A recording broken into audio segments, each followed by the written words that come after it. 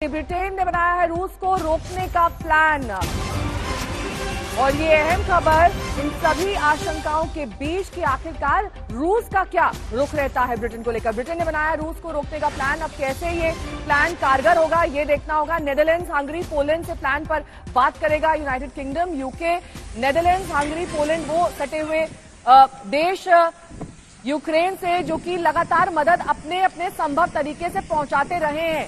अब Canada, check, Slovakia से भी बैठक करेगा यूके। देखना होगा कि ये देश कैसे, जो कि न्यूट्रल कंट्रीज कहे जाते हैं, ये कैसे मदद करते हैं यूक्रेन की। ब्रिटिश प्लान पर यूक्रेनी संसद का ये दावा जो ब्रिटेन ने बनाया है रूस को रोकने का प्लान। जनरल विशंभर, आपसे सवाल इसी से जुड़ा हुआ करना चाहेंगे। गौरव, देखिए, ये जो प्लान बात कर रहे हैं हम यूके की, ये प्लान है रशिया को रोकने का। अगर रशिया यूक्रेन से आगे नाटो में बढ़ता है तो ये सारी नाटो कंट्रीज हैं जिनका यूक्रेन के साथ बॉर्डर है या बेलोरसिया के साथ बॉर्डर है या रशिया के ऊपर बॉर्डर है थोड़ा सा, तो कैसे अगर मंशा प्रेसिडेंट पुतिन की या रशिया की महत्वाकांक्षाएं यूक्रेन से आगे बढ़ती हैं तो उसको कैसे रोका जाए, उसको कैसे फिर डिस्ट्रॉय किया जाए, कैसे चेक किया जाए उसकी फोर्सेस को।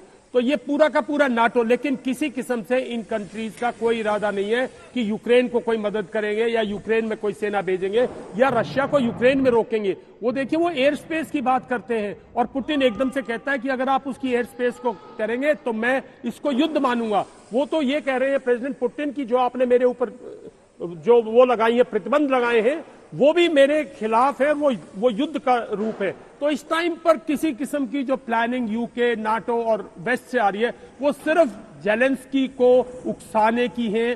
जेलेंस्की उससे और लड़ाई को बढ़ाएंगे, लेकिन दोनों देशों में कुछ लोग हैं, मैं कल से कहे जा रहा हूं, जो ये नहीं चाहते कि कीव डिस्ट्रॉय हो। वो कोई बीच का रास्ता निकालना चाहते हैं और उन्हीं लोगों के उन्हीं प्रयास को इन चीजों से मैं समझता हूं झटका लगता है। कल जो मीटिंग होने वाली है सोमवार को, उसमें कहीं ना कहीं कोई वो लोग रास्ता निकालते।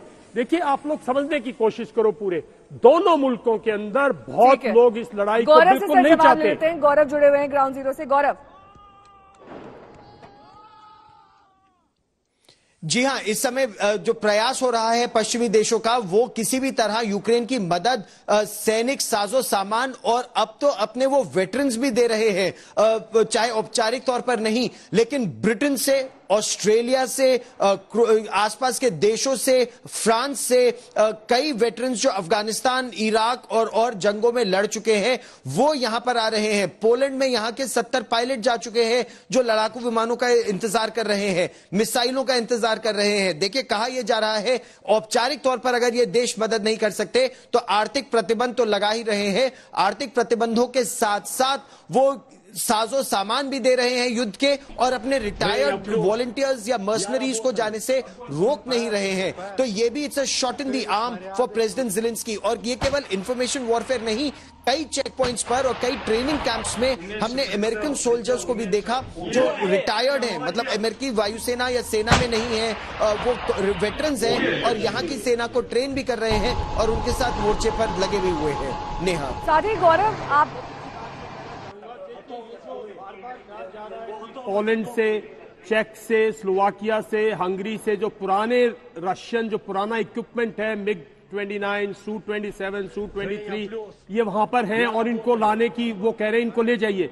गौरव, हमें सोचना पड़ेगा, अपने दर्शकों को बताना पड़ेगा कि ये हथियार 15 और 20 साल नहीं बल्कि 25 साल 30 साल पुराने हैं और इन फोर्सेस ने खुद इनको पिछले 20 साल से इस्तेमाल नहीं किया है। इन फोर्सेस ने, ये फोर्सेस नाटो की तरफ चलेगी, इन्होंने अपना इक्विपमेंट वेस्टर्नाइज कर दिया।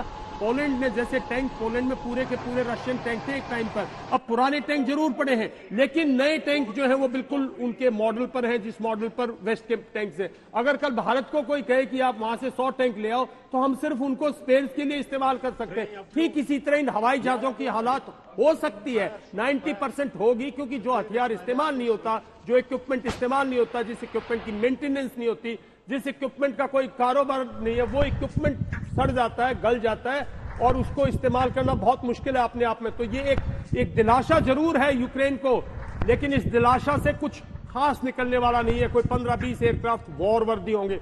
वॉर वर्दी, वॉर ऑपरेशन वर्दी एयरक्राफ्ट का होना अपने आप में एक बहुत बड़ी चीज है। बिल्कुल।